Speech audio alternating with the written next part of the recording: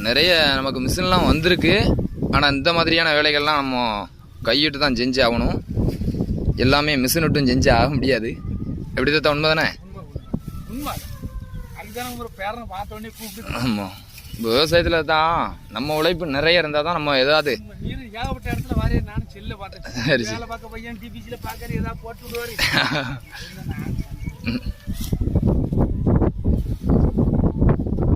இப்படி நம்ம வயலுக்கான வேலைகளை சொந்த உழைப்பை தீவிரமாக காட்டினோம்னா விவசாயத்தில் நல்ல பலன் கிடைக்கும். தாத்தா உரம்லாம் இருக்குது, சாணி உரம், சேனக்கிழங்கு. தாத்தா வயலில் சேனக்கிழங்கு போடுறத நம்ம அடுத்த வீடியோவை பார்ப்போம்.